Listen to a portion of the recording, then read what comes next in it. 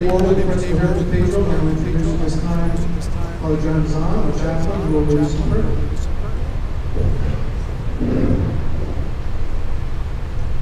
In the Father, the Son, and the Holy Spirit. This evening, let's pray, sing this prayer. Lord, grant me the serenity to accept the things I cannot change, the courage to change the things I can, and the wisdom to know the difference. May Almighty God bless us and guide us this evening. In the Father, the Son, and the Holy Spirit.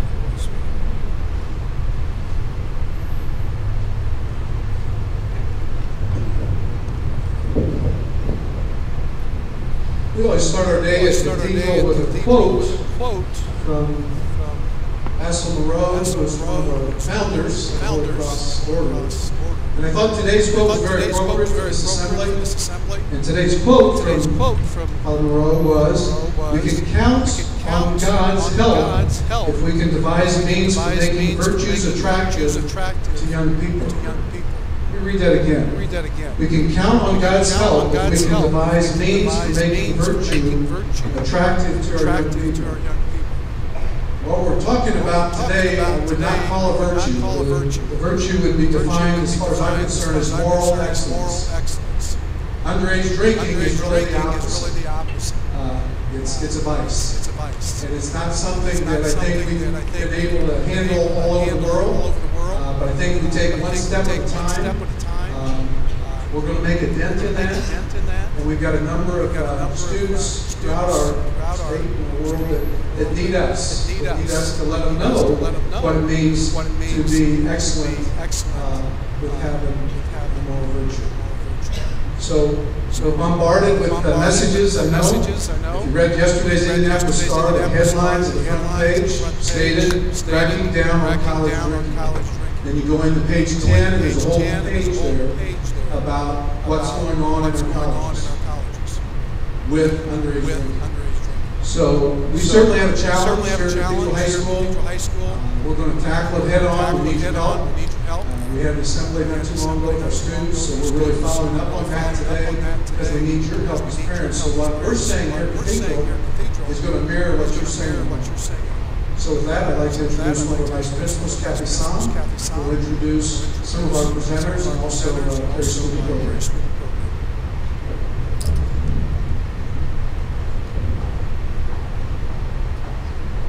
Thank you, Mr. Worley. My name is Kathy Sam, and I am the Vice Principal for Student Conduct, Safety, and Security Issues at Cathedral.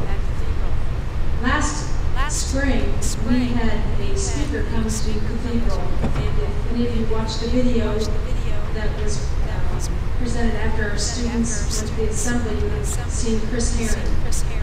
Mr. Worland was visited by one of our students last year, and the student said, "Mr. Worland, we have to have Chris Herron from the Cathedral." And at that time, Mr. Worland was like, we're kind of at the end of the school year. We told our teachers about it in our classes anymore.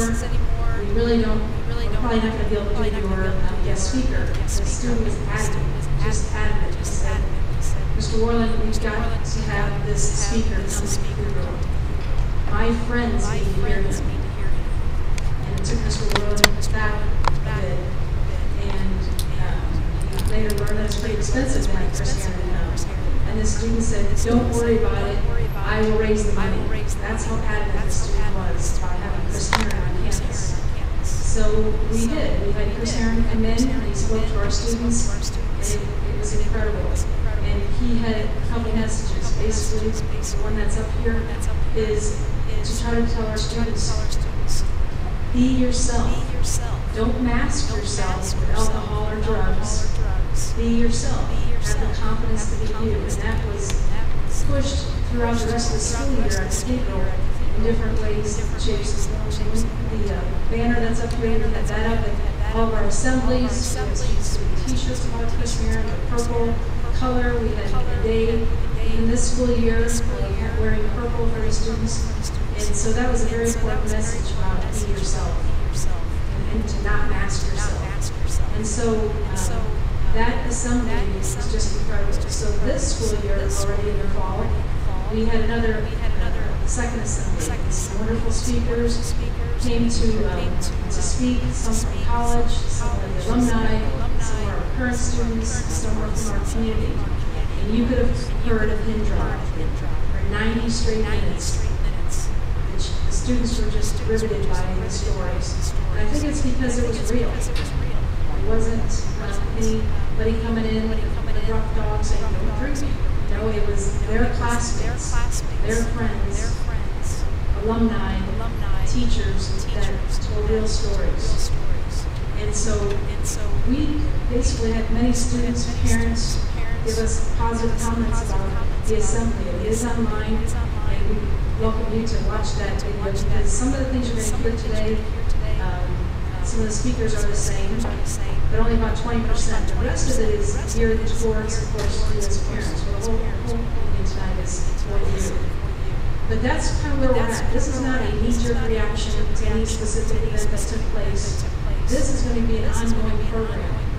And so we had that assembly, we're having this tonight. One of the reasons why we asked you to sign in tonight is because we're going to follow this up. If you have time, we're going to ask you to answer a quick survey that tells us what else you want to hear.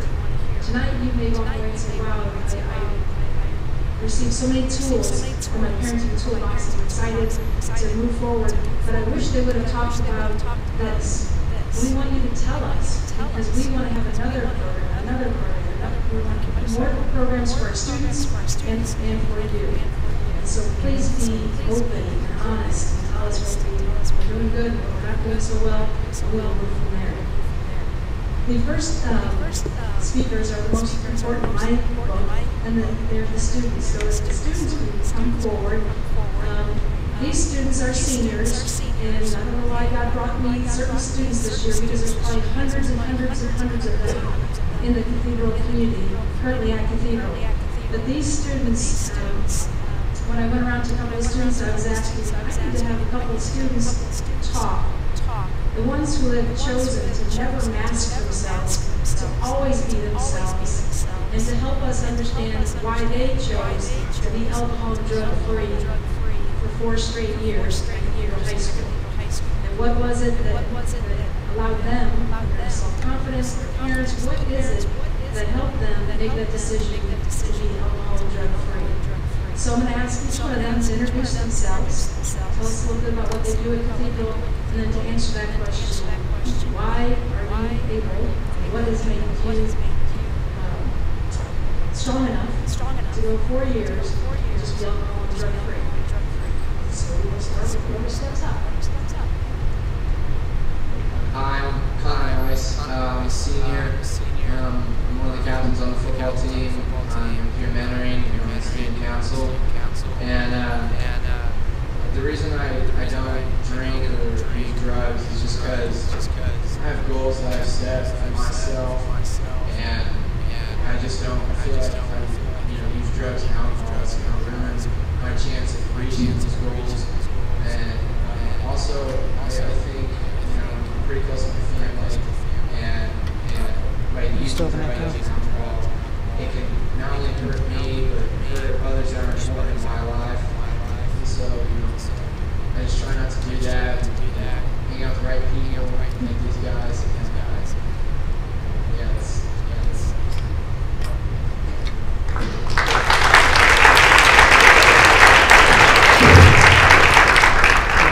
I'm going to give you a call back here in a little bit. If you could just leave that on or leave that up. I'm involved in theater, I'm theater mentor, I was chair of Violent Anti-Marathon this year, class officer.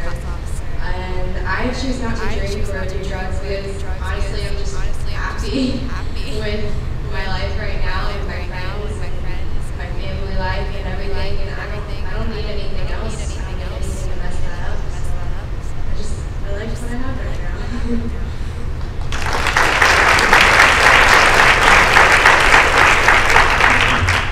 I'm Jim Gillen. I'm a senior here. I play football and running back, and I'm a county leader, and I'm also part of the club and coming to Cathedral as a freshman, I set high goals and standards for myself. And good way for me to set myself apart athletically and academically was to not partake in drugs and alcohol. I believe that's helped a lot in people who actually do that stuff. And also, I have alcoholism in my family, and I've seen the good and bad of doing all that. And I just have learned from my family's mistakes, and I find it a good idea for me to not partake in that. Just be the best thing to be. Thank you.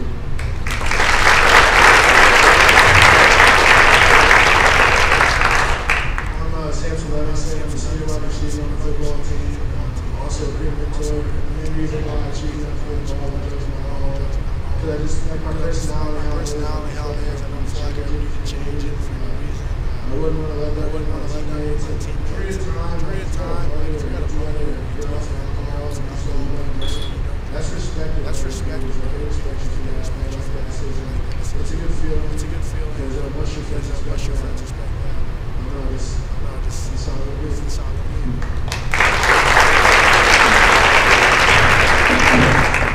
My name is Jasmine McDonald. I play ball in senior. I drink alcohol. Next year I'll be playing at IU. And I think if I was to participate in things like that, I could easily jeopardize that scholarship. And I would know what that's about. Also, I think it's okay to say no. Another reason why I choose not to drink or say no.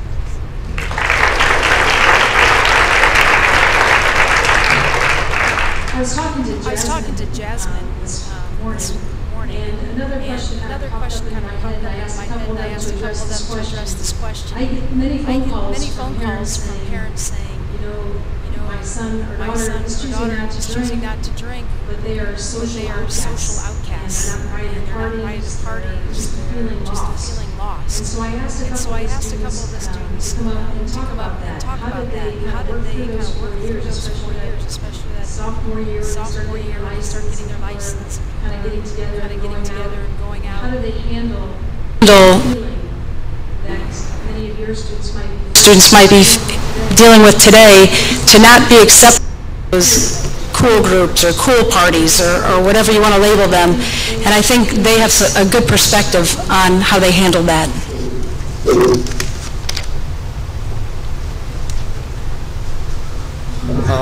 Hi, I'm Connor again.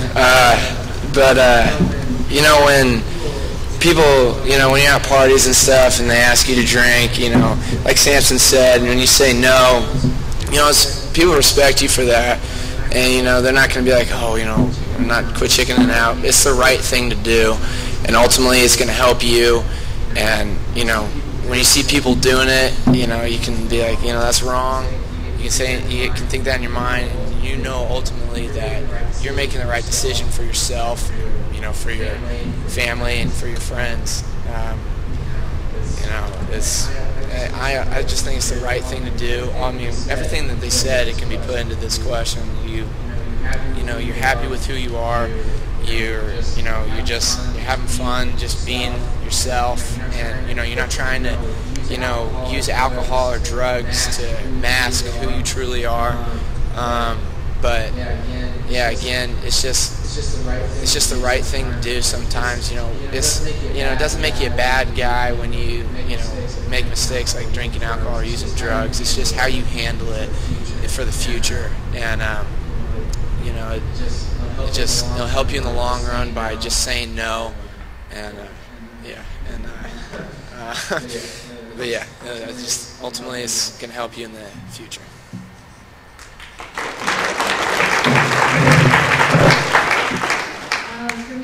For me, too often I think that people think that everyone in high school, goes out and parties every weekend, but that's not true. You find the people, and those people find you who don't go out and drink every weekend, who don't do drugs after school, any of that stuff, and you get towards those people. And I don't feel like a social outcast, so my high school experience has been great.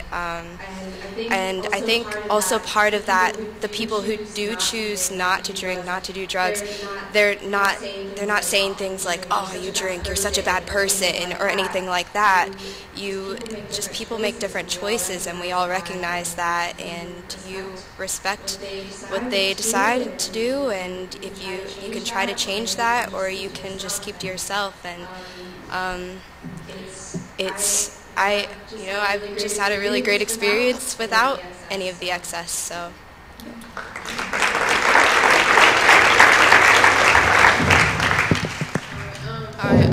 I think a big part of it is being involved, like playing sports or being in theater or clubs. It helps a lot because you have people that like to do what you like to do, and you share like things in common. You don't feel like you have to be someone else that you're not to like fit in. And then another reason I don't feel like I have to drink is like my parents or my mom is like my best friend, and I feel like I could go talk to her about certain things. And on weekends that I choose like not to go out, I'll like go shopping with her or just spend time at home with my family. And I think that like parents have a big role in it too, because they can like their children, like you guys can let children know that it's okay to not always maybe have to fit in, and you can be different and be yourself, and there are people just like that, and they could become friends. And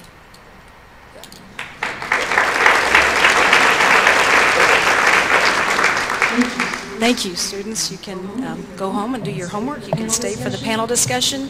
You can do any of the above. Thank you very much. The next speaker, Erin McNulty, if you can make your way up to the stage. Erin McNulty has 4 children. 2 of them are currently at Cathedral, and then she has 2 younger ones that are in the grade schools. She attended the assembly that we had in the fall and emailed Mr. Worland, and is obviously, as you all are, very interested in this topic. And she just has some parenting tips, some thoughts that she put on paper.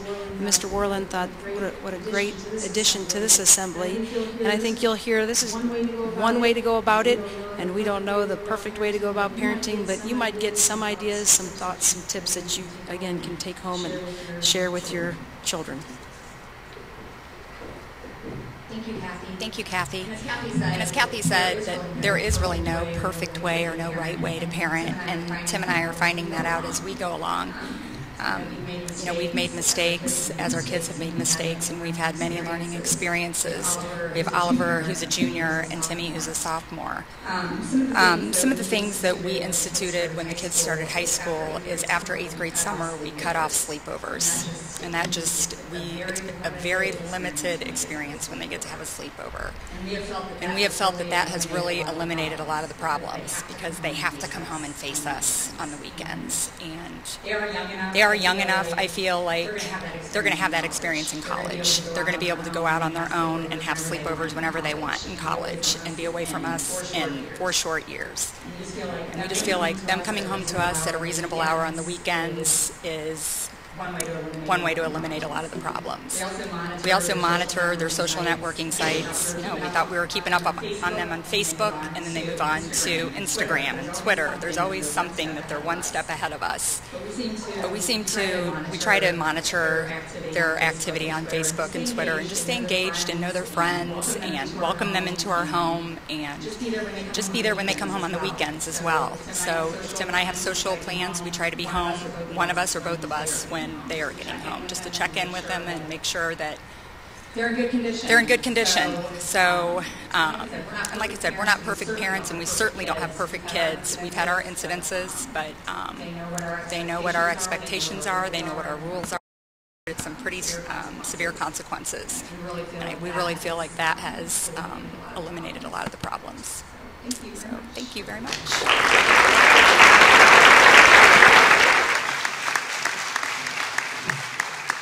Again, getting ready for tonight, I've had many people email me telling me that they may make it, can't make it. How can we see the video? Is it going to be online? And then many, many stories. And when I was talking to one parent, and I think she actually made it, she was trying to figure out if she should go to St. Matthew's evening tonight or come over to this assembly tonight here at Cathedral. And as we were talking, She mentioned to me, we're trying to decide on my son's turning 16 years old, and between ourselves and 3 other families, their students were turning 16 as well. It's a big deal. We're thinking about having a party, and she wanted on to talk about it. And I think tonight's really important to discuss real situations like that. I think after this parent thought about it, I don't think they're going to have this party, but they're talking about, maybe having about 50 students come to a warehouse, and they're sophomores, and have an evening together, a birthday party together.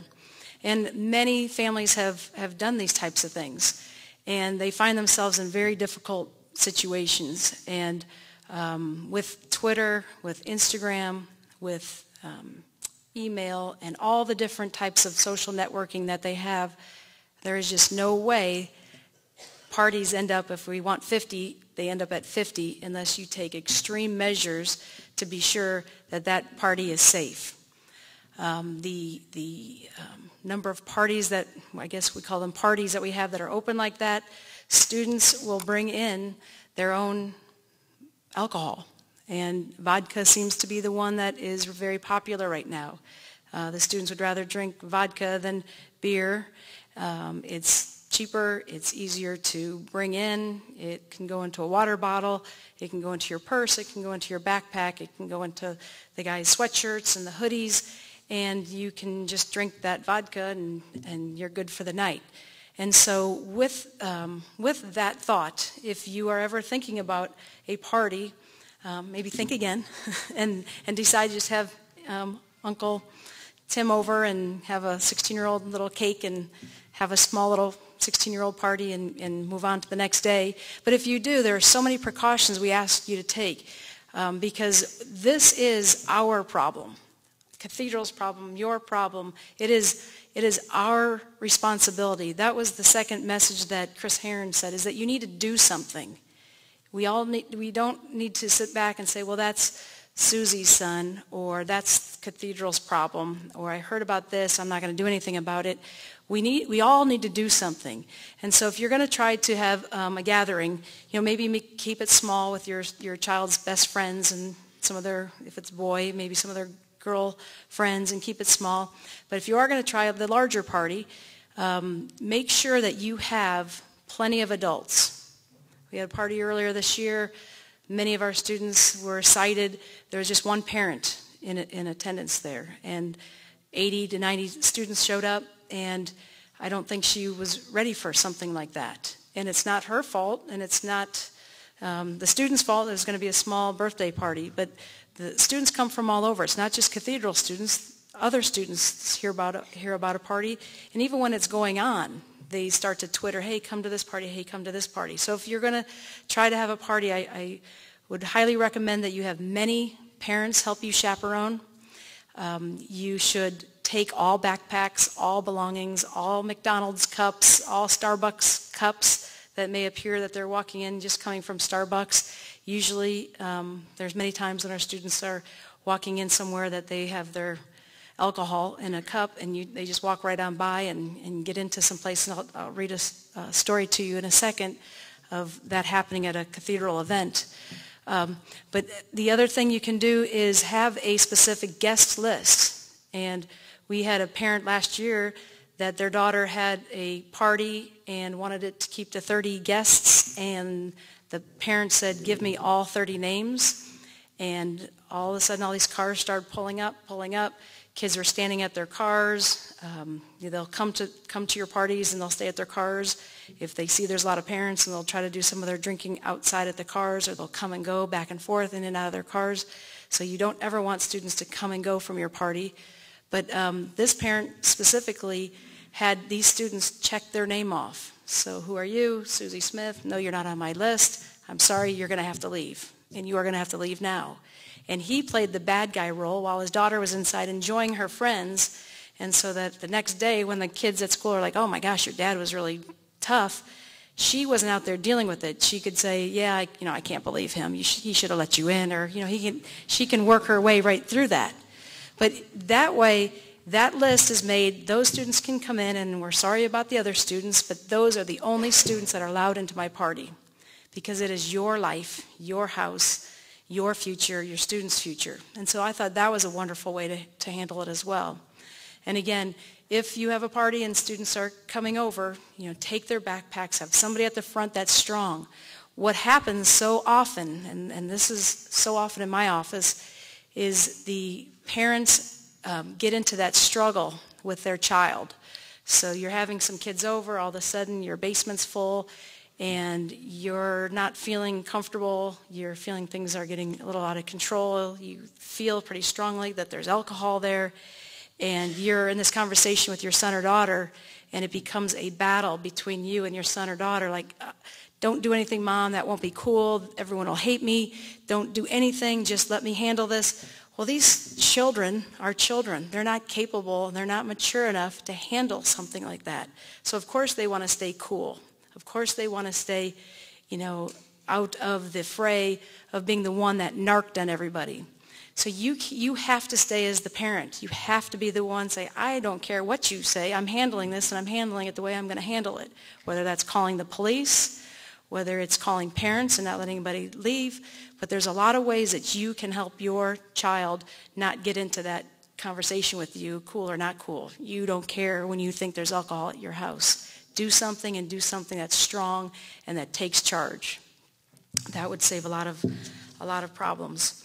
But I did receive this email, and it says, Kathy, I'm hoping to attend the parent meeting next week, but right now I'm not sure I'll be able to make it with my schedule. Along that line, I wanted to pass along a story of what happened last Friday. I was watching the Cathedral hockey team play at Carmel Ice Stadium. The seating in the rink where the game was played is rather small, and there was a large crowd of both Cathedral and Chittard students packed in right in the front line.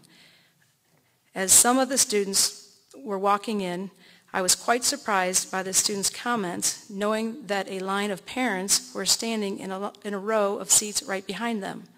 The conversation went something like this. So what do you have mixed in your drink tonight? I decided to be the DD tonight. I'll get wasted tomorrow at the wedding I'm going to. What are you drinking? It's been a crazy week. I'm going all out on vodka. That's why I have my supersized drink here. I won't have to go out to the car during the game to refill. So to me, here we are having a Cathedral event at the Ice Stadium, and it obviously isn't monitored like we do, for football games and things like that. Throw your cup away, throw your cup away, throw your cup away. We're not at all the events, and maybe that's something we need to look at. But here, we have these great assemblies. We think we're getting somewhere, and right in front of us, we have students, walking in with supersized cup of vodka right in front of parents. And the story goes on to say basically that I know I should have said something or done something, but quite frankly, I didn't know what to say. It was as I was caught off guard completely. And I'm asking all of you to do something. Intervene. It doesn't mean, call the police. It doesn't mean all. It means to do something. And so we had a conversation back and forth of some ideas of what that parent could have done, but it's so important to not turn our heads and to help each other and to, just intervene. You would want to know, and so would that parent want to know. Nor do not want that student who's drinking a supersized cup of vodka out on the street driving. Our family members are out there. We don't want them in any accident, for themselves or for anybody else. So we do need to have a plan to help each other and to do something. And that was the second message that Chris Heron had for everyone. Okay, moving on. At Cathedral, we have some guidelines. And our guidelines, if a student should be involved in an incident, and we have two different separate policies, I guess, if you will. One of our policies is if you are drinking at a Cathedral event, an allied site, or if you're drinking or doing drugs or drugs are found here on campus. And I wanted to just go through those few things. The first one is basically saying that if you are with alcohol or drugs, at an allied site. And the first one says that the student is suspended. And this is a very severe consequence. Usually the student goes in front of the discipline board, and they are suspended. They've been suspended for up to a year. They've been suspended shorter time than that based on their situation. The second piece is that they must go to a substance abuse evaluation. And if there's one thing that I hear more than anything, it's, I can't believe you're making my son or daughter do that. They are not a drunk. They are not, addicted. I know my child. I can't believe you're making us go to Fairbanks. And I fight that with most parents. And I simply say, because they'll say she had a sip. She admitted to having a sip. She admitted to having a half a beer. That's all she's had. This is her first time. And we are not the experts. I am not an expert in drugs and alcohol. A sip is too much. If we try to decide, well, a sip of vodka doesn't have to go to Fairbanks, but if we hear they had 3 beers and we need to send them to Fairbanks, I can't do all that. Any student who's been involved with alcohol or drugs must go to a site that has an evaluation. And it has saved lives, because it may appear to that family, we don't have any problem. And all of a sudden we get the response back from Fairbanks, my son or daughter is in an IOP, in outpatient, or my son or daughter is in a very serious rehab center. And we didn't know, the parents didn't know. They evaluate that. Most often, they're in the students in the discovery phase, just socially trying it. And that's all good and fine. That's what we want to hear. But we have had many students go through Fairbanks, and they are the experts, and they tell, the family first, and then us, what level of involvement they are going through. So that is really important, and we're going to keep that there. It's also very humbling. A student chooses to do that, go through Fairbanks and walk through there and get this done. And so that is a big part of what we do. And you can see the other pieces. It's social probation, disciplinary probation, community service. They are suspended 25% of their sport, club, activity, theater. If it's driving at Cathedral, then we suspend them from driving here. And then they go to SARP, which is our Students Assistance Referral Program, for a minimum of 8 weeks, 8 sessions, which is with Mr. Staley. And then the second one, well, it's basically the same. This is if a student is involved with drugs or alcohol off campus. So they're at a party, we hear about it, we call in the student and basically ask, I heard you were involved in this party, and they tell me, yes, I was, no, I was not. Is it perfect? No, it's a difficult situation, because I am relying on the family, the student, to tell the truth. The very best parenting I see is when those families call us, or they're on our doorstep before we can even get to school that next day. They have their son or daughter by the nape of the neck. They're standing at my door, and Johnny, tell Miss Sam what happened. They're all going to get the same thing, basically. None of it is hurtful. None of the things we're asking them to do is too much. We need them to go through a process. If they don't, and they hide, and they lie, and they go through all that, well, great. But they're going to drink the next weekend, and maybe they're going to drink a little bit more. So we don't send, and we don't tell the students this, but we don't send disciplinary reports on to college. We don't. So that's always the one reason why some parents are like, we're not going to tell, we're going to put this under, we're going to be done with it, we're going to keep it under wraps. That's a choice you can make, but it's not the right choice. Make your son or daughter go through this process. So with that, the next speaker, one of the things that we have the students do is talk to Father Zahn.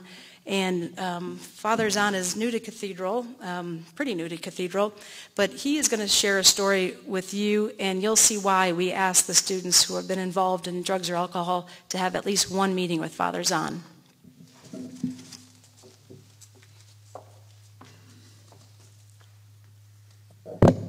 Yeah, I'm the dreaded person when Mrs. Sam says, "See Father Zahn," everything starts shaking.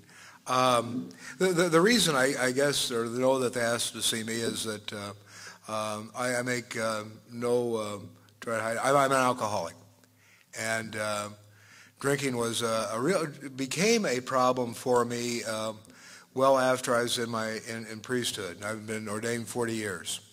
And drank at the end of college, not while I was doing sports, but afterwards, and sure did during, or at the end of high school. And certainly did during college. I think probably one of the instances that I enjoyed going to IU for a year and a half. I probably only remember about a half a year of that, but apparently had a real good time. With that, with the drinking, and it became a problem when I realized if I was going to keep drinking, I probably wouldn't remain a priest. And the priesthood was more important to me than alcohol. So that was the reason I quit. I was simply afraid. I was afraid of what was happening, what was doing. There's no one time that I said, yeah, this was the turning point, that I know I'm an alcoholic. But I made that realization. So when the kids come to talk to me, I know what they're talking about. I've experienced some of the same things. And so that makes us all on an even plane. The embarrassment of getting arrested, the embarrassment of saying alcohol is a problem, the embarrassment of saying alcohol is a problem in my home. The student who says to me, I need to get home before 4 o'clock if I'm going to have a conversation with my mother. The student who says to me, I really appreciate the new car Dad gave me for Christmas. I wish Dad was able to talk to me. I wish that the student who says to me, you know, this getting arrested is no big deal.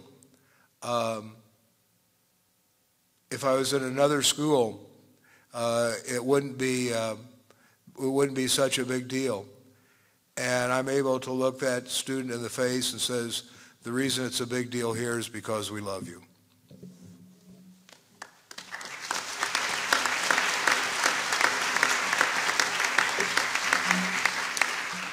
We were very fortunate at the student assembly to have some guests from Carmel come and speak to the students, and we asked them to come tonight. And before they speak, we're going to show 2 quick video clips, and I think that will speak for itself.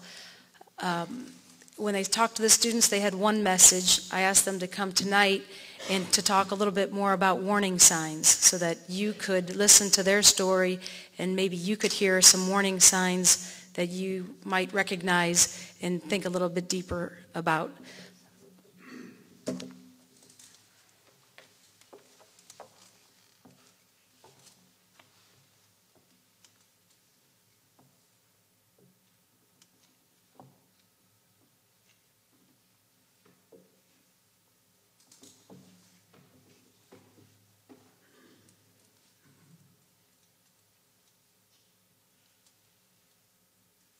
I'm very comfortable in front of the camera. It's the telephone that was intimidating because of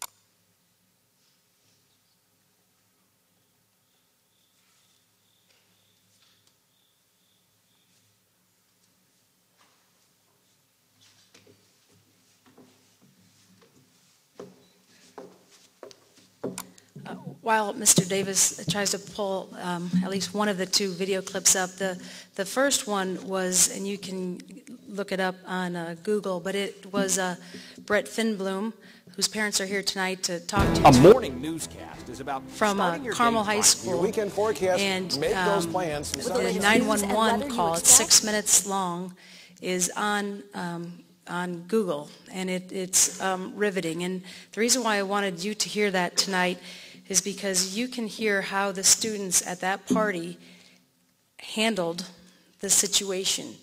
And again, we weren't going to listen to the 6 minutes of it. We kind of got it down to about 35 seconds. But basically, through that 911 phone call, the number of things that weren't true that were being said is how the students were, again, their maturity level, what they were trying to do. Basically, the house was filled with students, and by the time they decided to call 911, everybody left but 2 students, and that's when they called 911. And then they started to tell the person on the phone that she asked, what has he been drinking? And the student starts to say, well, he only had vodka. Oh, no, I don't know, because he came to our house already drunk. You know, and just being so careful, they're so worried about themselves, they aren't thinking about the student, their friend, their classmate who needs the help. And so you're going to hear from the Finblooms a little bit about why this is so important to them to get out and speak to all of you, because they've been working with the Lifeline law, and we have a little video of that as well. So let's see what we have here. Thank you. The call came around 12:15 a.m., 3 hours after his parents say 18-year-old Brett Finbloom left as they were celebrating their anniversary. Call 911. Hello?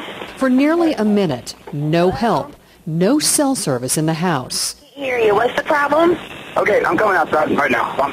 We have a friend here. We think that he's had too much to drink. We cannot wake him up right now. We'd like to get an ambulance out here ASAP. Okay, when was the last time someone spoke with him? The last time someone spoke with him was probably about 30 minutes ago. And I went outside, he was just passed out in my backyard right now. So I just took him into a couch, tried to get some water, but I'm also a lifeguard. I cannot feel a pulse right now, so I'm really freaking out. So I would like someone to come out here immediately. What was he drinking? I think just vodka. Honestly, we were not even drinking over here. He came here already really intoxicated, so I'm not sure exactly what he had to drink. When medics arrived, only 2 kids remained. We're told the others, all underage, left. Can you tell if he's breathing?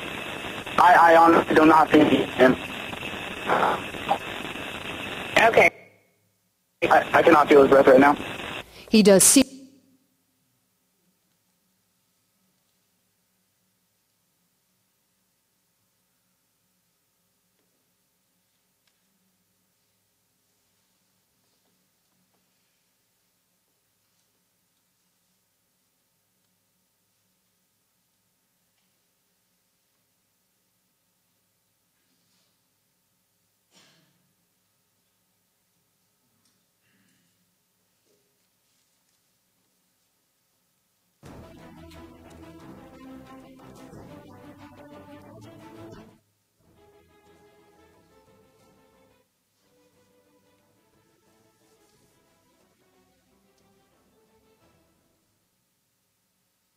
At the invitation of the family, Wish TV is documenting their story.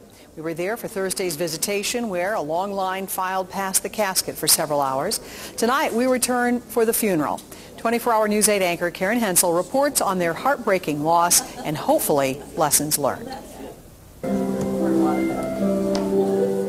The church filled with family and friends, many new graduates of Carmel High School, now headed to college. We wonder why this tragedy couldn't have been prevented.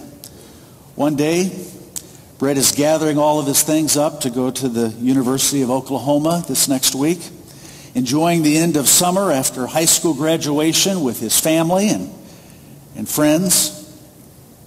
And the next day, he's on life support in the critical care unit at the Heart Center with no brain activity. Brett Finbloom died after he was found intoxicated with no pulse. His heart had stopped. We bow down, worship His parents have poured their grief into teaching others about underage drinking. You've seen the interviews on television, the newspaper article. He's given them the strength to grieve, not as those who have no hope, but in their grief to in turn help others. It has been the message of two parents to teens, the Carmel soccer team, those in bow ties in honor of Brett, once voted best dressed at Carmel. Thank you all for being there for Brett and his family. 6 young friends, now pallbearers, carrying their friend. A pain more emotional than physical. Brett's life was like a bright comet. Too short, but beautiful and awe-inspiring. Hundreds of messages that all began, "Dear Brett," were sent with balloons into the sky. The color of Carmel High School in Oklahoma, where Brett was just 1 week from beginning his freshman year in college. 6 friends who, one by one, said goodbye. Parents, love your children today, not tomorrow. Young people, love and honor your parents today, not next year or after you graduate.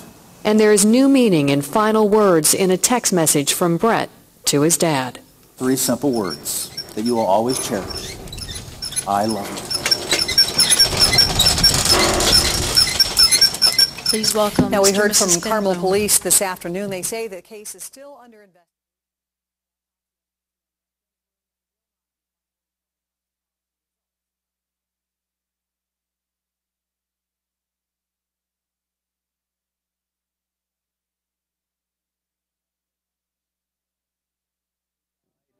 August 5th, 2012, from alcohol poisoning. Before I go into that, I'd like to thank the Cathedral administration. Let me tell you, there isn't an administration for any school that cares more than this administration cares for the kids.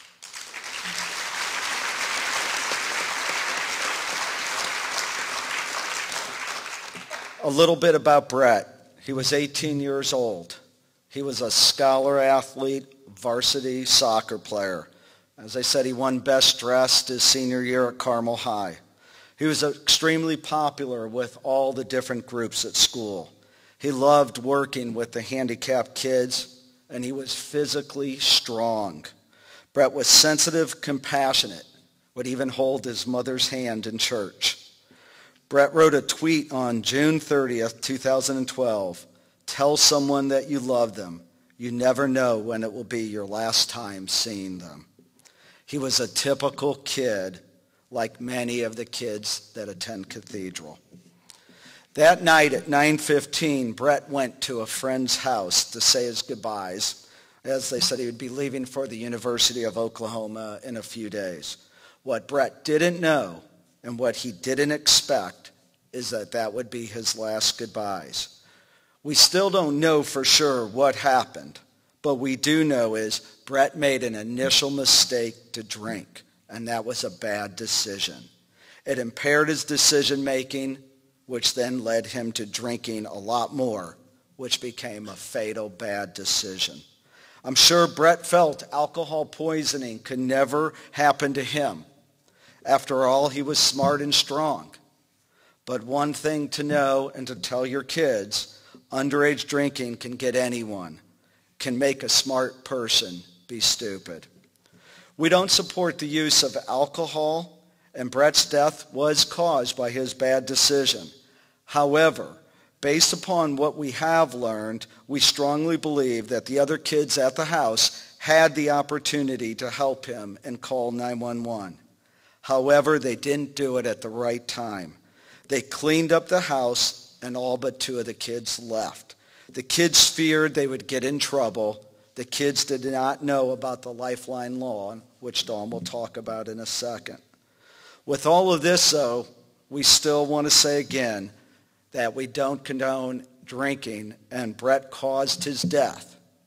We just wish that if they would have known about the Lifeline law, that call could have been made. We might just have had a different outcome. Underage binge drinking is a big problem. As a parent, you can choose to pretend it won't happen to your kid. And I'll tell you, it can happen to anyone. I recently read a study that said the percentage of high school kids that are drinking has remained flat over the last 10 years. However, the consumption level is skyrocketing upwards. Have your kid be a friend and intervene and prevent tragedy from happening to someone else. If someone else is making a mistake and chugging or playing a drinking game, tell your kids not to encourage them. Intervene before it turns into a medical issue. Tell your kids, be the new cool and stop the person from drinking.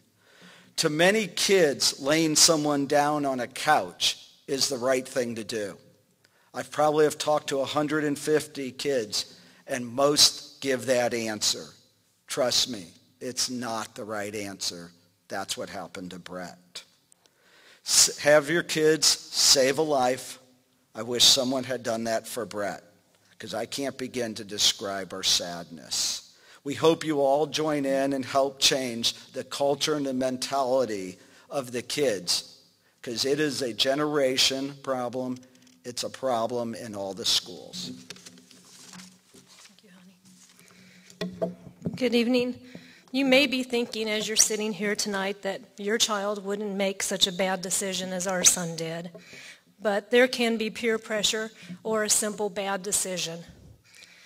Your child may be one good friend away from making a good decision or one bad friend away from making that fatal bad decision. I want to talk to you tonight, first of all, about some high-risk drinking behaviors. Some of those have already been discussed, some have not, but they're all important.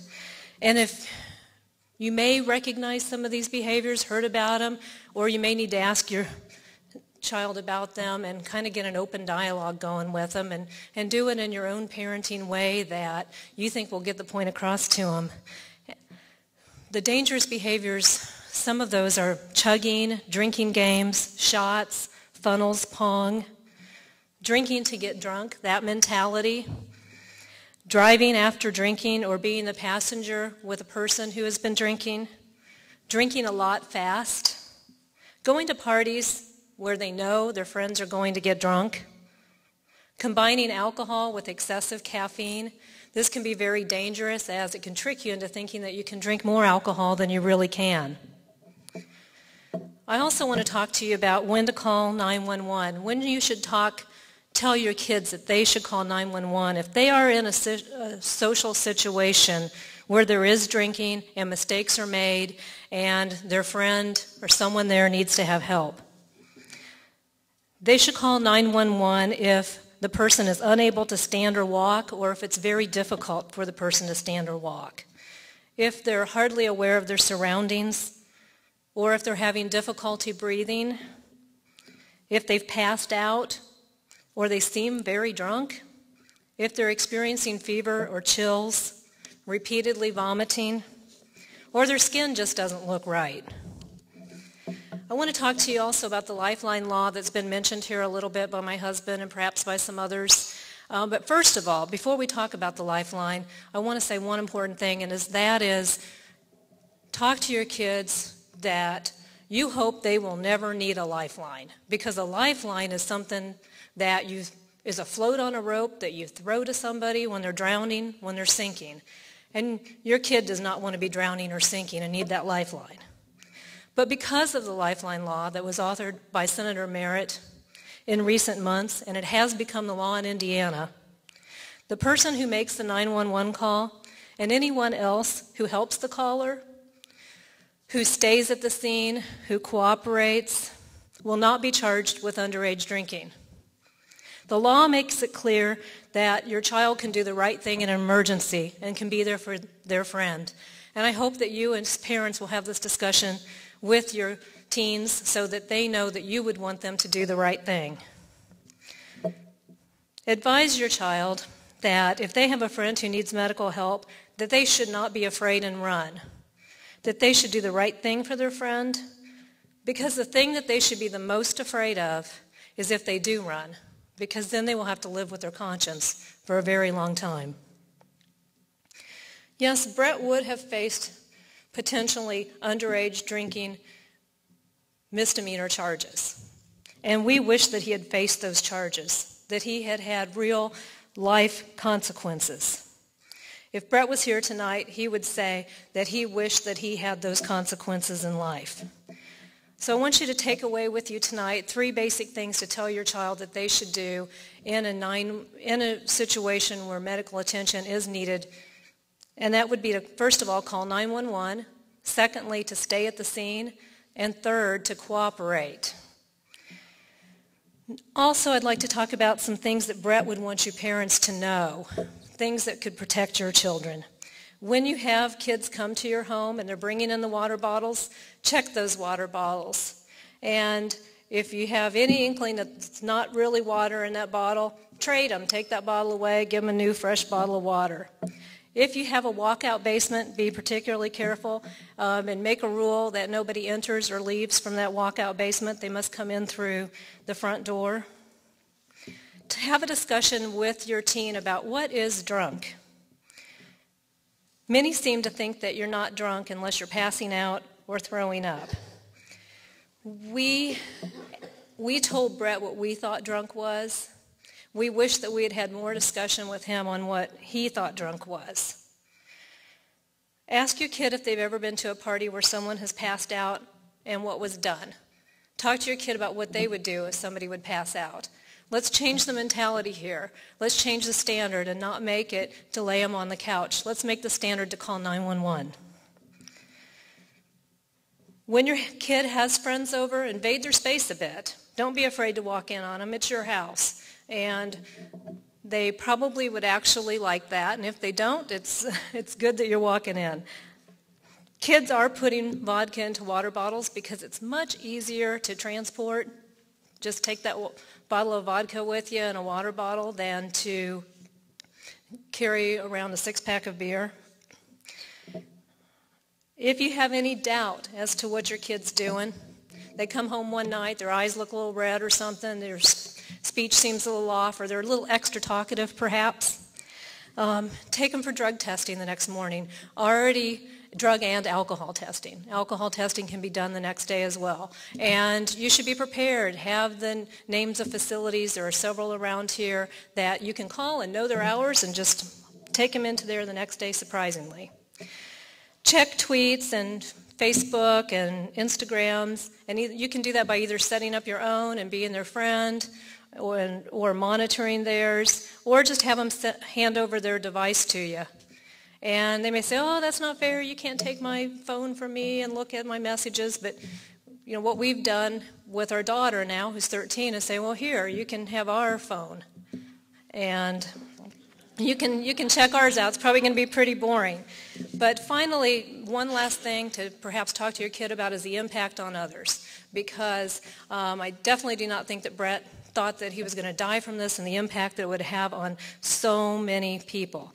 Perhaps have them make a list of everybody that loves them and everybody they love. And then after they've made that list, you can talk to them about how their loss would affect these people. Thank you.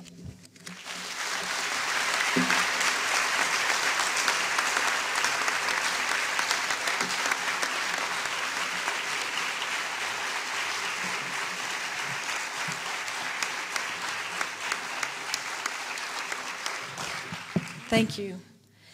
Senator Merritt did give our students a personal address, and so we aren't going to play that entire clip, but there is a little piece that I want you to see from Senator Merritt. And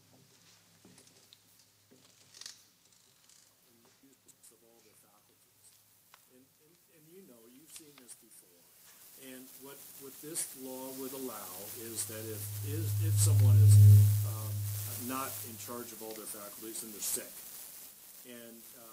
and their buddy is sitting there and worried about his or her health, that person can call 911 and get help. Save a life and get help is what we've been talking about. And ordinarily, one would in a situation such as this, you would tend to panic. Save yourself, or maybe I'm going to get in trouble too. Well, what this law says is that if you call 911 and say that your friend is ill with alcohol poisoning, then when the ambulance comes, the police come, then you are offered immunity. You have to stay with your friend. You have to talk with the police officer. You have to follow through on your call, and you have to act responsibly, and I think that's important.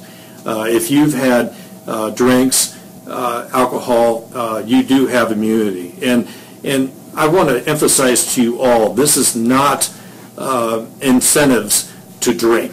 This is not immunity to drink. The individual that is sick will have a difficulty with the law because they are under 21 and they broke the law.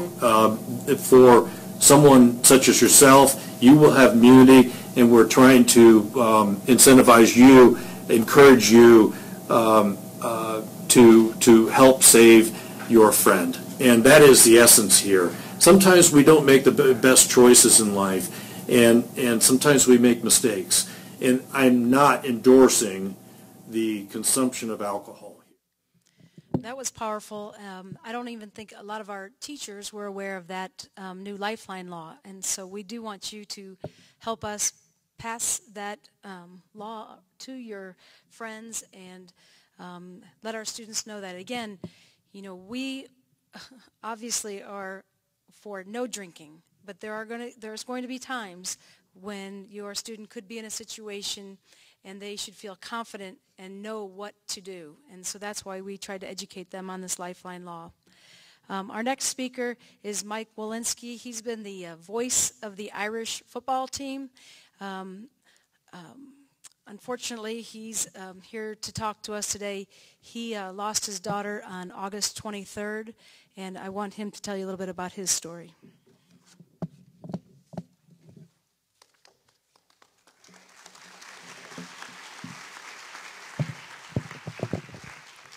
Cathedral parents, I'm honored to be here this evening, and I want to thank Kathy Som for inviting me to speak with you tonight. A little bit about me. For the past 11 years, I've served as broadcast talent for Cathedral High School football, and I've also had a chance to mentor a young man here who attended this high school. Professionally, I'm Director of Corporate Relations for Families First. Families First is the oldest social service agency in the state of Indiana. We provide an array of counseling services that helps families deal with life's greatest challenges and changes. I am the father of a 20-year-old son, Garen, who is attending Indiana University Bloomington. And I'm also the father of a 19-year-old daughter, Brittany, who passed away on August 23rd. This is the first time that I've talked to people specifically about some of Brittany's issues.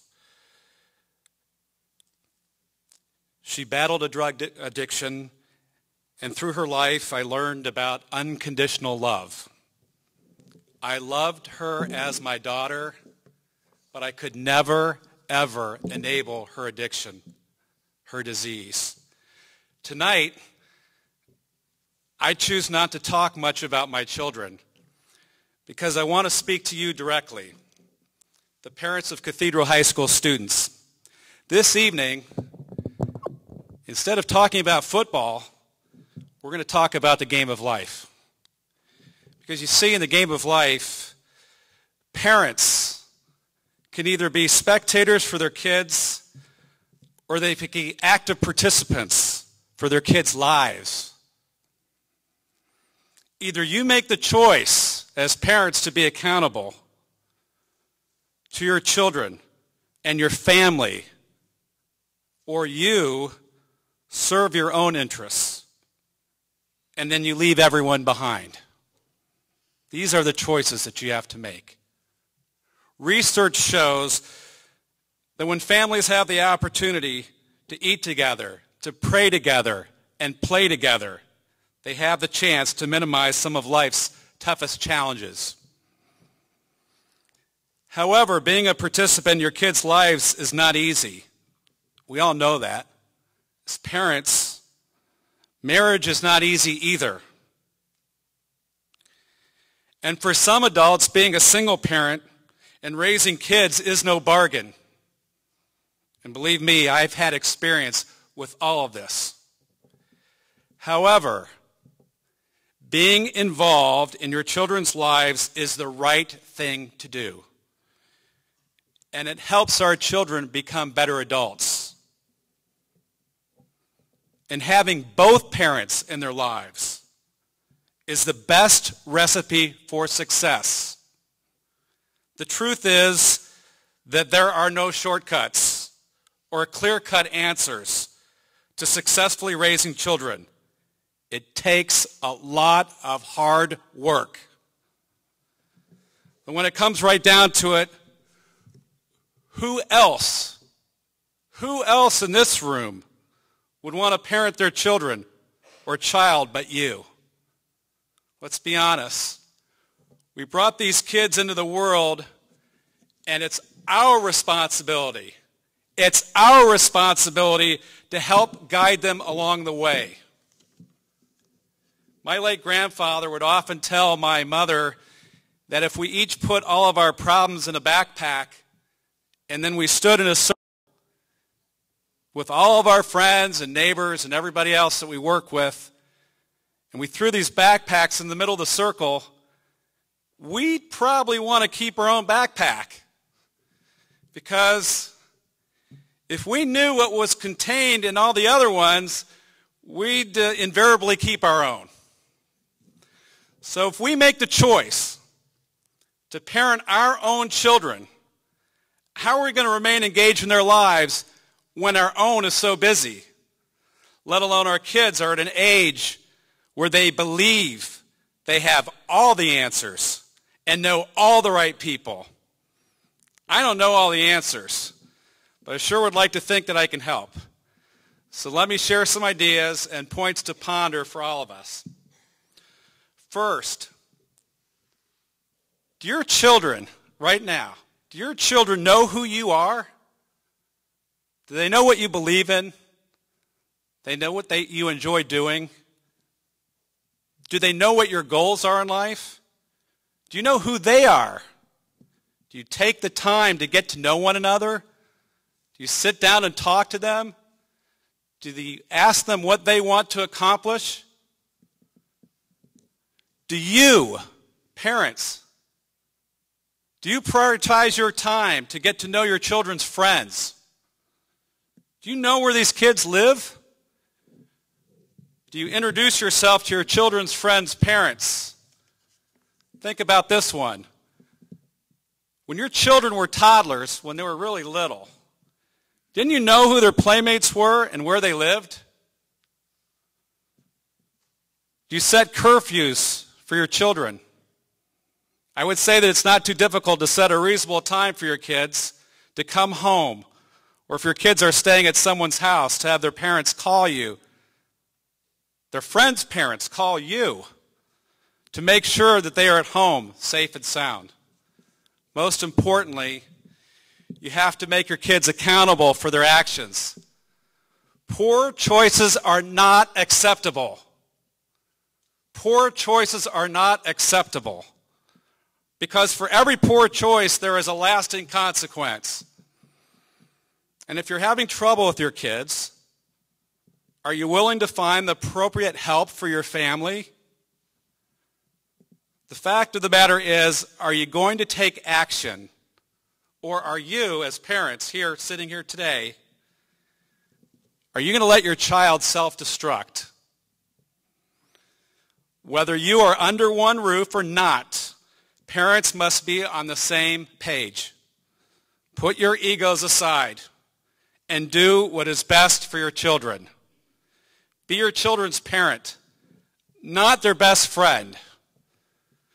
Moving forward, partake in family activities together, non-school nights. Have your family plan some charitable acts with one another. Visit a soup kitchen. Work with developmentally disabled adults. Donate clothes to a nonprofit agency. Do something good. Make something happen every day. If families spend more time together, it's clearly possible to eliminate some of the poor choices our teenagers make. And our children will learn quickly that there are always people out there who need help, that they, the children, can make a difference in their community by simple acts of kindness.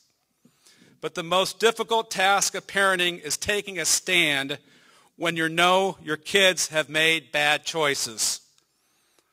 What path will you choose? Parents, tonight, when you go home, will you be a spectator or you'll be a participant in your kids' lives?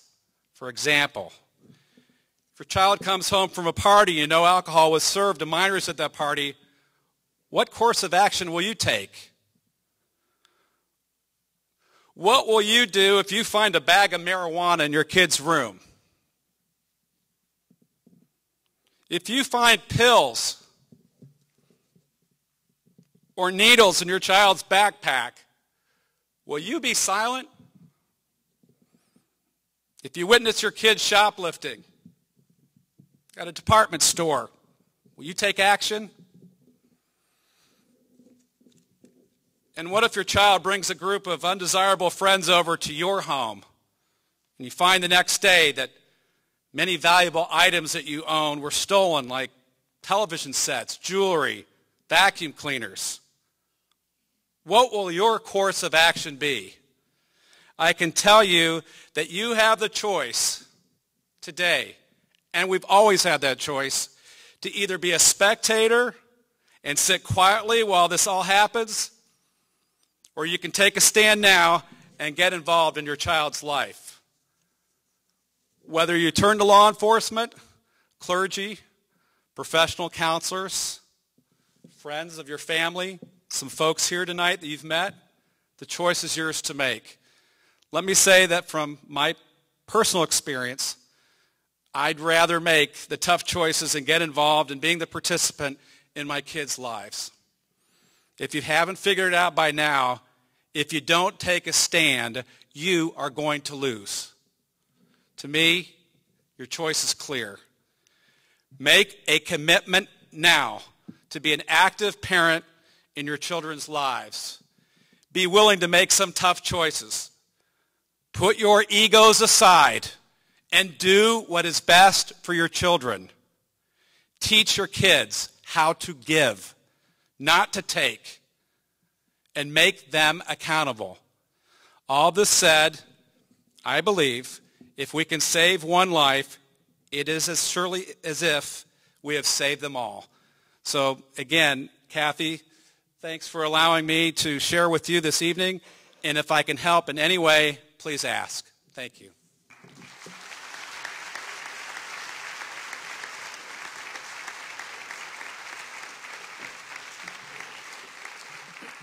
Thank you, Mike. And our last speaker tonight is Lee Buckingham, and he is the prosecuting attorney for Hamilton County.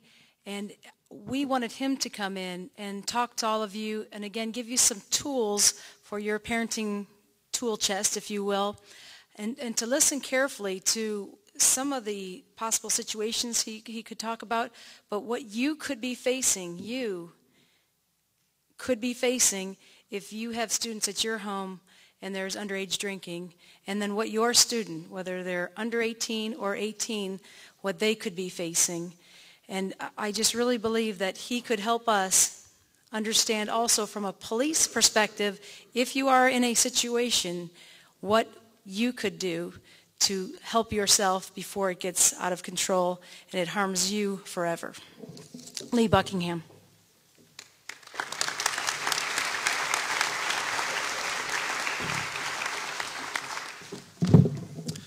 Thank you, Ms. Sam. Thank you all for attending. For those of you, I know a few of you out there because I had a son who graduated from Cathedral here last year. Last time I was in this room, he was in gym leotard with a ribbon, doing a ribbon dance during the Mr. Irish competition. So,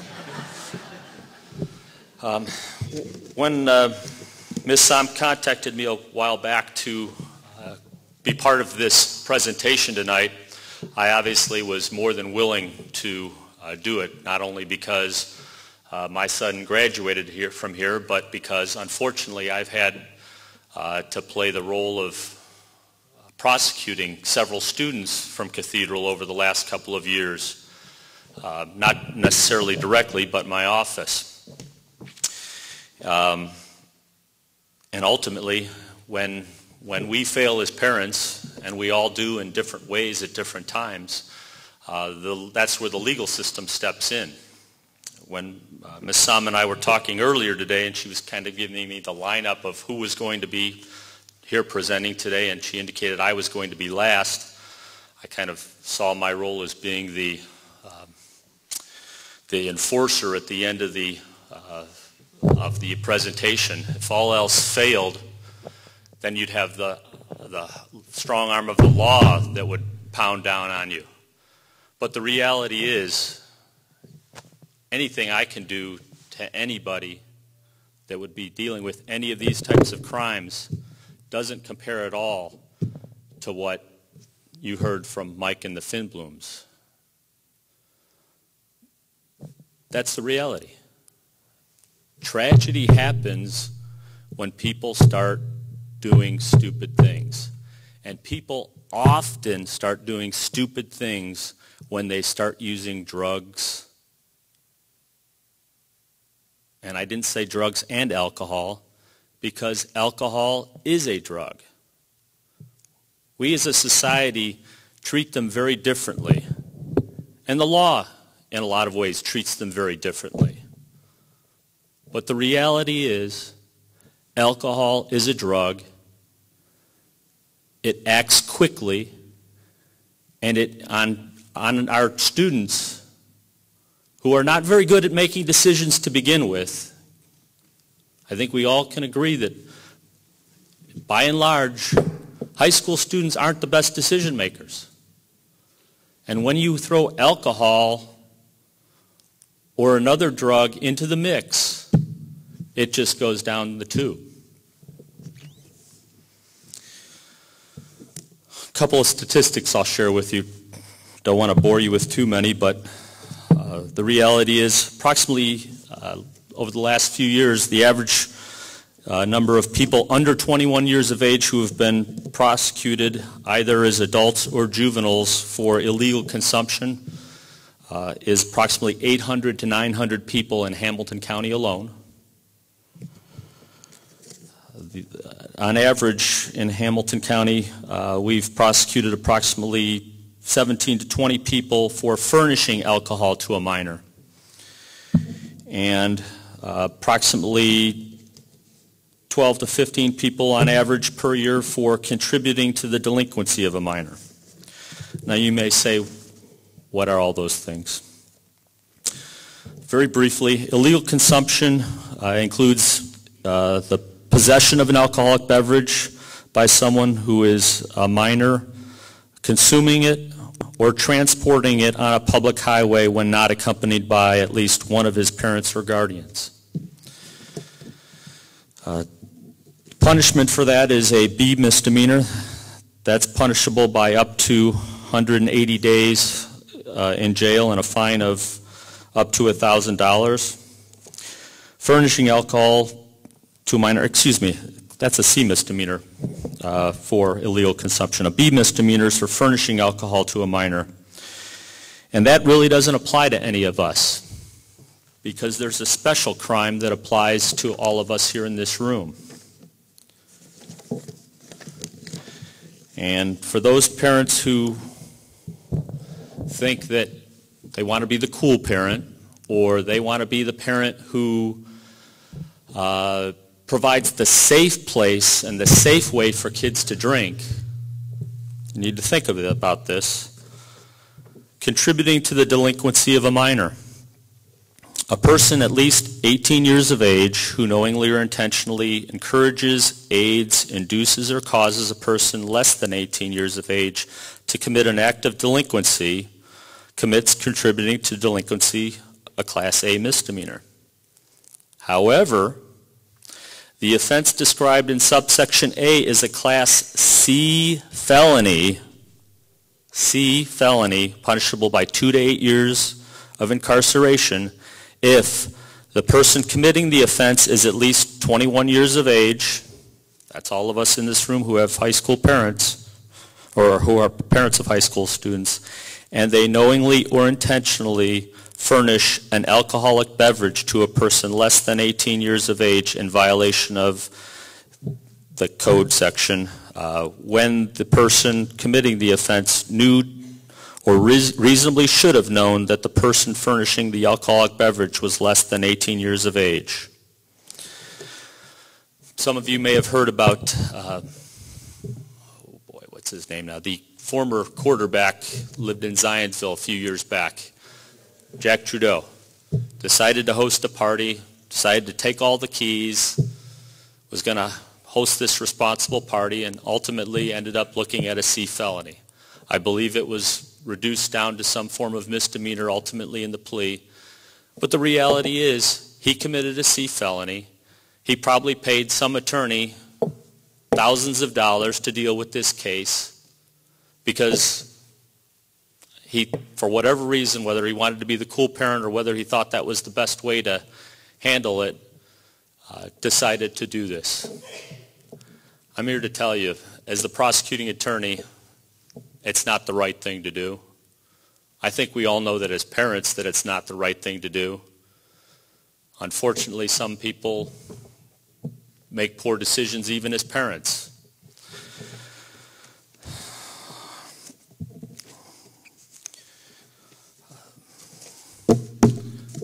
None of us want to be here, ever have to be up here and be asked by Ms. Som or anybody else to come talk to next year's parents or the year after because we've suffered a tragedy like Mike or the Finblooms.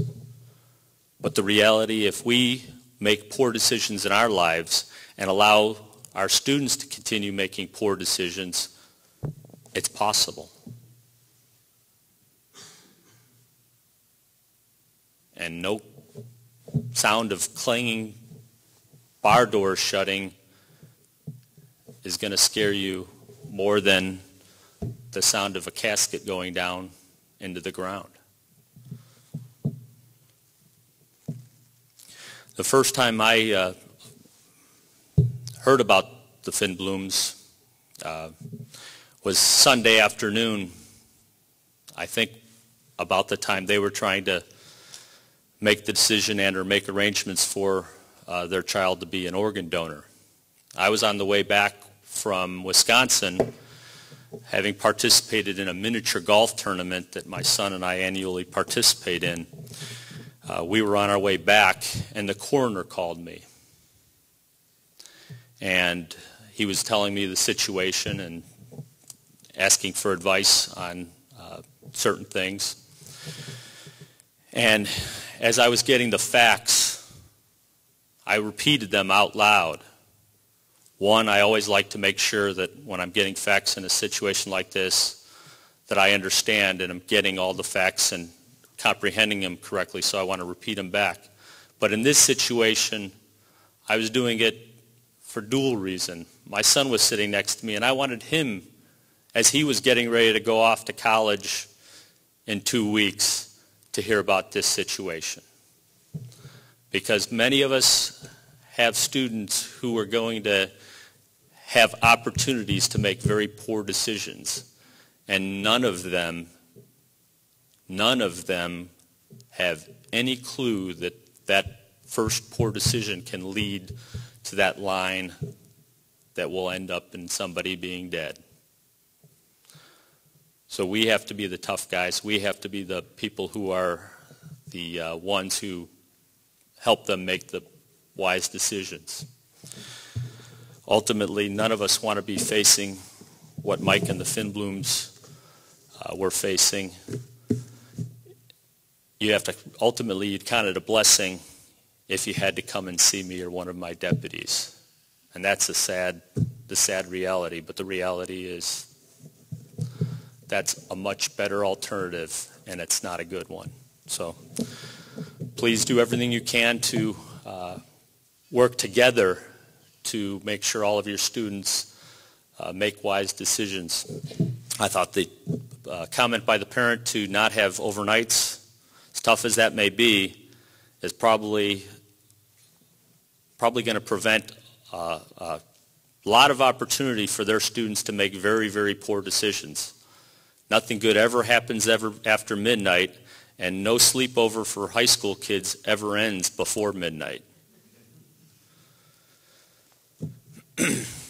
One other point I was going to make. I'm trying to remember what it was. Well, I can't recall my last point, but I thank you all for coming tonight. It is important, and thank you very much for having me.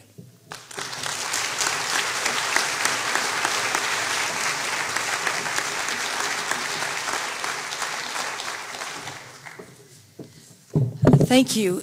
We are going to have a panel discussion now, and I ask that you think of any question that was on your mind and take an opportunity to ask any of our speakers tonight anything that they may not have covered, anything from Mr. Worland's area as principal of the school, anything from my area as far as discipline. But we also have Mr. Staley. If you could stand up. Mr. Staley is on our drug and alcohol team. He teaches the drug and alcohol class, and he also directs our SARP program for students who are basically admitting to that they've been involved, and that is a course that he teaches every 2 weeks after school. And then Mrs. Hager, she's an addiction counselor, but she's also a theology teacher at Cathedral. She meets with many of our students who come to her kind of blindly, that they just come in and sit down and talk to her, and she does a great job with meeting with students one-on-one. And so if you need somebody to call, and you don't want to call an administrator, you don't want to call the academic counselors, please feel free to call Mr. Staley or Mrs. Hager. So at this time, Mrs. Barthel is going to kind of walk around the audience, and if you have a question, please raise your hand or stand up, and let's see if we can field some of these questions, and then we'll be out of here after we do the drawing for the voucher.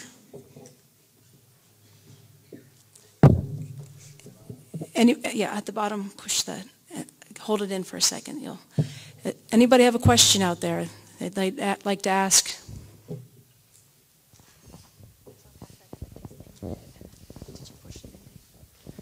What are the consequences for a child that might be in a situation where others are drinking and they are not? Cathedral consequence? In general, we've had to talk about this. They can text us to get them out of the situation, but if I could probably answer that. I don't know if this. The reality is, if students are at a party and they have not consumed any alcohol, they will not be charged.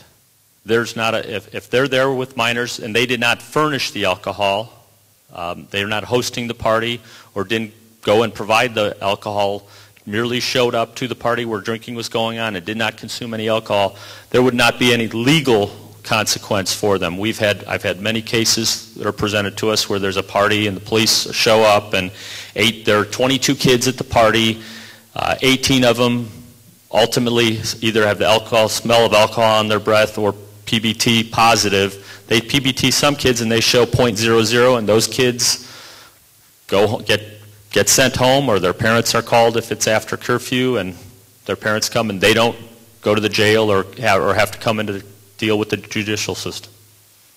So it's a difference between making the poor choice once you get there and not. If you make the right choice once you get there, even if other people are making a poor choice, you're not going to suffer those legal consequences. And certainly from Cathedral standpoint, we would like students to be able to notice that there's alcohol, make the phone call, and leave that party. The reality is that it's the same for Cathedral. If you're not involved, we aren't looking to have consequences for students who are choosing to be at a party and to choose to not to drink. We actually want some of those students there to, be good role models, and not that I would want them to find those parties to go be role models, but the truth is that if you asked any of those students that were here earlier, they would tell you that at the majority of the parties that they attend, there is alcohol, and that their parents or the student themselves know that they are going to make the right choice. And that's what it boils down to, that if your child goes to these parties, they should be able to make that choice, that they are not going to get involved. And if the police come and things are going on, they might be the first one to raise their hand and say, go ahead and breathalyze me. And We aren't looking to give consequences. Of course, our coaches and teachers and counselors, everybody would want them to leave and to not be associated with a party that has alcohol. But if all the parties have alcohol, I think that there's a good chance that your student will be at a party, and they need to be able to make that choice to not drink. Is it? I do probably need to give one slight caveat. If they're there and they're holding the beer, haven't drank it yet, but the police come in, they could be still guilty of possession of an alcoholic beverage, but just wanted to make sure. Typically, police will usually just say, okay, you hadn't been drinking yet, but technically they still could be guilty under those circumstances. Generally, we're not going to try and make a constructive possession case against the child or our kid saying you were in the presence of it and had constructive possession of it. Is it correct or even legal to open a kid's backpack if it's not our son? Can one open somebody's backpack if someone is in our house or not? So is it okay for a parent to open some other student's backpack and search it? If you're not the police, you don't need to have probable cause to go through something in your house.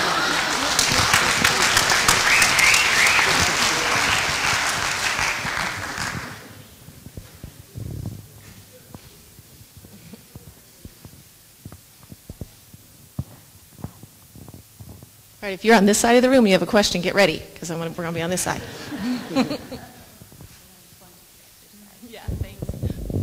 Kathy, I like that, the ice skating rink, and I think sometimes as parents you see things, and it's amazing how you can disarm.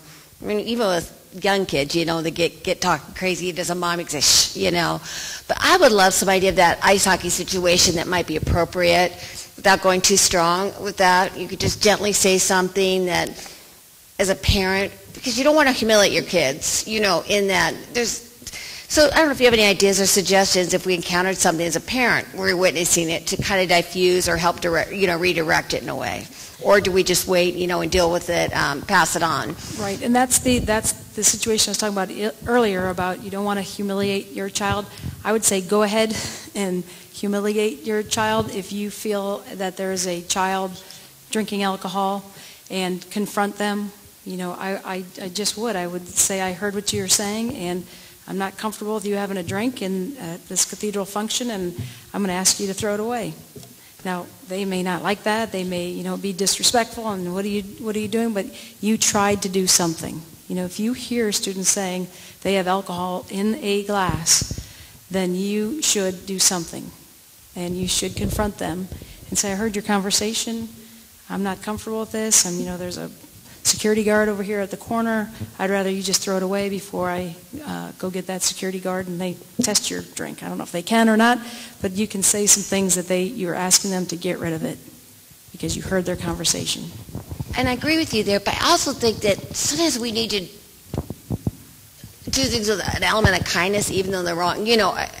That maybe offering a solution for them too, and how to get them out. You don't know how much they've been drinking or anything else. I think it goes beyond just prosecuting and criticizing them there, but saying, hey, I'm here to help you. Taking that next step. Sometimes we can, sometimes we can't. But thank you. Sure. Yep. Is this on? Yeah. I just like to make the point that your kids and you're the role model for your kids, whether you like it or not. They will watch every step of how you walk. They will talk every way which you talk. And drinking is just not acceptable. It just never was. It never will be. It's wrong. And if you have the opinion that it's okay to kind of tiptoe through it and walk away or not be quiet about it, then they'll do it too. And they need strength. And that strength is to come from you. And I think what I was trying to tell you all is it's not easy. But you got to be tough. You got to be strong. Because if it's not you doing this for your kid, no one else will. And just think about that. They watch you very carefully, everything you do in your home, outside your home. And I've always told my kids this, and I've mentored a lot of kids over the years in the business I've been involved with. What we do outside of our home reflects back on our home. And even though I'm not a full-time employee here by Cathedral High School, when I started broadcasting, I was an independent contractor. In the last 3 or 4 years, I do get paid, not a whole lot of money. But I respect Cathedral High School. And I do wear Cathedral High School football stuff everywhere I go because I'm proud of it. I'm proud of our coaches. I'm proud of our kids. I'm proud of the parents that support them. And I know that if I got in trouble, that it would reflect back on this school. And I'll tell you this for me. Yeah, I drank when I was younger. I had a bad experience when I was 22 years old. But I made the commitment, it was really hard to do, when my kids were born that I was not going to drink, and I just don't. It's hard. But again, going back to that issue, you got to take a stand. You can't walk away from it. And you can't be perceived by your kids as someone who's not cool. What's wrong with that? You know, sometimes the questions come to my office, a parent will call and say, I don't know this for sure, and I don't want my name used, but I think there was a party at the neighbors, and I had a conversation with my daughter, and she named a couple of students who I think, you know, were intoxicated, and I just wanted you to know. And it's okay. Well, if you could expand on that and intervene by go ahead and giving me names. There's so many times that all I'm trying to do, it's not always about discipline. It's just about intervention. I would call that family and say, I don't know if there's any truth to this, but your daughter or son's name came up, and you might just want to know that the other person's not looking for trouble, but they feel as though your daughter or son was drinking at so-and-so's party. Give a couple facts and tell them it is just what it is. Their name came up, and I want you to know. Because if I don't do that and I don't call you, and something happens the next weekend, and I could have done something the weekend before to intervene, I could never forgive myself. So sometimes it feels so uncomfortable because I don't know for sure. It sounds like that family was pretty sure, not so sure, but the way that I go about it is just to call you, just give you a call. And so if you could help me call those parents yourself, that would be a wonderful solution. But I know that a lot of times you don't know how to do that from home. You know, I don't know how to call the other parent and tell them. But it's the same thing I would do. Hey, this is Mrs. Smith. You know, I heard that you're through the grapevine, through my son, whatever, that your child might have been involved in drugs or alcohol last night, and I'm going to leave it at that, and I'm done talking about it, but I needed you to know. And just talking to each other, just communicating, it just could save a life. We just don't know. Any other questions? We have in place under the Student Referral Assistance Program where a student can be self-referred, referred by a parent or a teacher, or be referred by a discipline, where you can make a call to myself or Ms. Hager and tell us what you feel that you think took place involving illegal use of substances, alcohol or tobacco or other illegal drugs, and we will take it upon ourselves to talk to the student without accusing them. You know, and that way we can get a dialogue going to get that student the proper help that they need without it ever having to go to Ms. Psalm. Well, we do that to give the student an opportunity to help themselves. And by that way, we also support and stand behind you as far as trying to get your child back on the right path if they are starting to go down that thing from curiosity and experimentation. That's a lot of it happens from curiosity and experimentation. Not that they're hardcore drug addicts or alcoholics or anything else like that. They're just trying to be like an adult. And they're imitating adults. And so we're just trying to intervene in that way to show them it's not, you know, the way they want to go, especially if the earlier they start, the more problems they're going to have later on. Ms. Sam, we have a question right here. Yes. I want to first thank the administration for their use of the breathalyzers for the events that you've had at Cathedral, and particularly prom, because I can tell you that my children that have done that, it has greatly reduced their stress in terms of not wanting to be involved in those kinds of things. So I wonder if Cathedral would ever consider having Mother's Club or somebody have a few breathalyzers that parents could borrow for those big parties that you're going to want to have for your senior. When kids get used to that kind of thing, do you think it's been a good deterrent at your events to have the breathalyzer? Without a doubt. I mean, we have multiple breathalyzers, so if you want to borrow them, they're yours, believe me. And we've got access to even more. because we've got, our problem here that we're talking about, we've got schools around us that have the same problem. We talk principal to principal, vice principal, vice principal. So we can come up with 25 breathalyzers if you want them. 5 different parties, whatever the case would be. So the answer to that would be yes. Just call us and they're yours, and we'll let you borrow them. We need them back eventually. But do we think it's a deterrent? Most definitely. There's no doubt that whether it's for the prom, whether it's for a football game, whether it's for some event, those students who will choose to drink, if they know there's going to be a breathalyzer, they're not going to come, because they're going to say, they might try to sneak in a back way, or they might try to find a way to get in, but most of the time, because they know there's going to be a breathalyzer, they'll probably still drink somewhere. They're just not going to go to the event that they might have gone to. But there might be a handful of them that'll decide, okay, I'm not going to drink.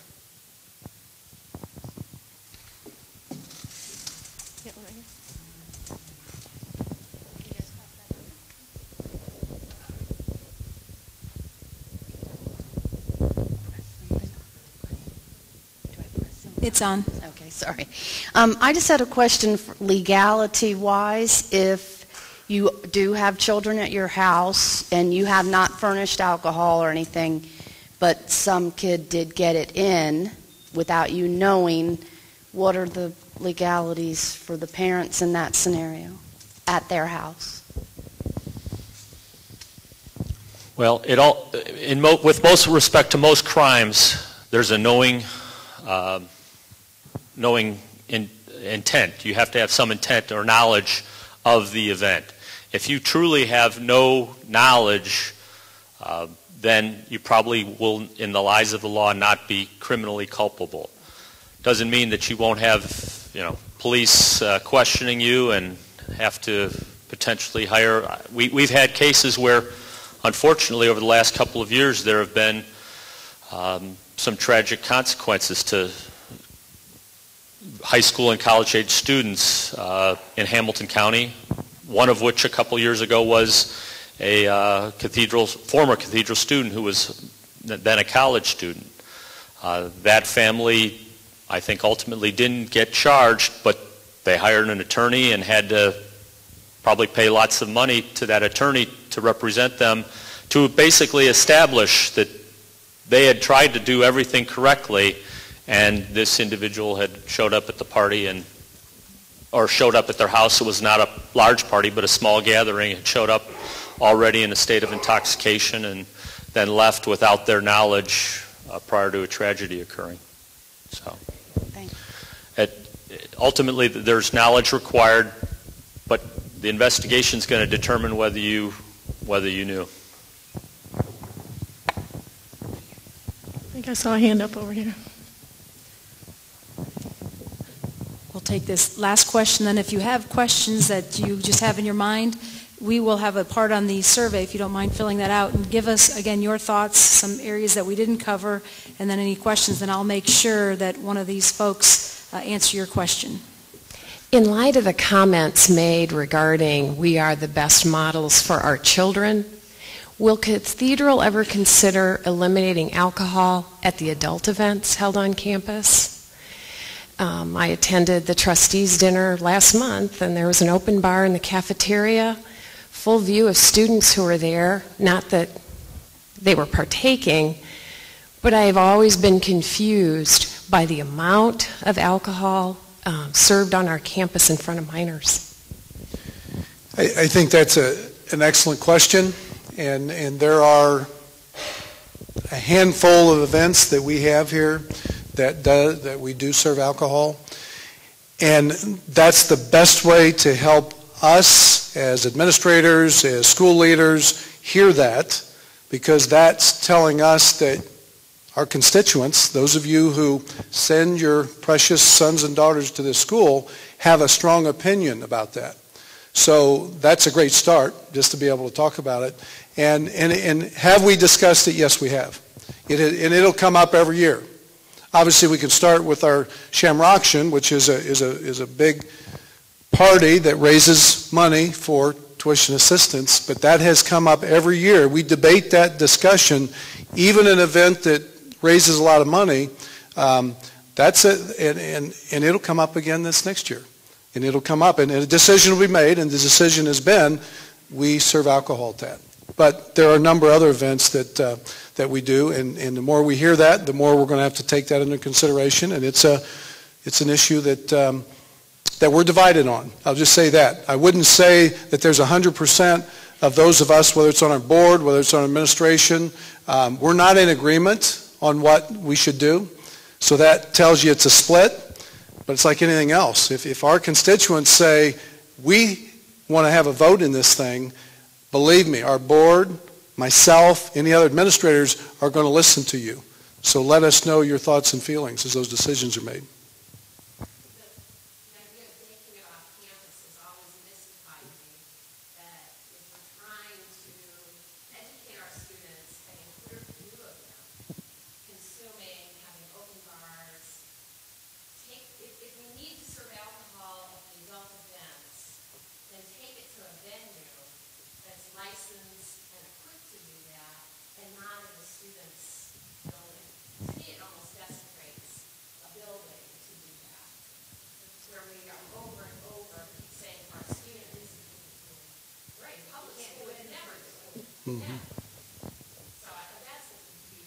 Right.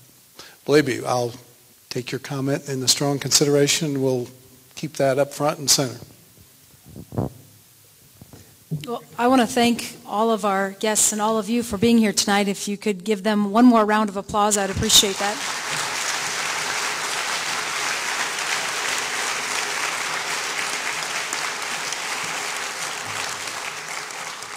And Mrs. Barthel spent some time out there cutting up, in every single person's name that registered today is in this bucket. And so we have 3 $100 vouchers that can be used for tuition, meal plans, or the bookstore.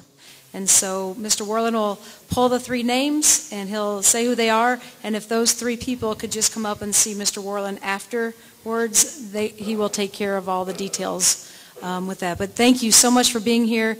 It is just wonderful to see so many folks here tonight. And again, send all of your thoughts, concerns, questions, and we'll take it to the next meeting, and we'll be here again. And we're never going to stop fighting this. We're going to keep going. Thank you.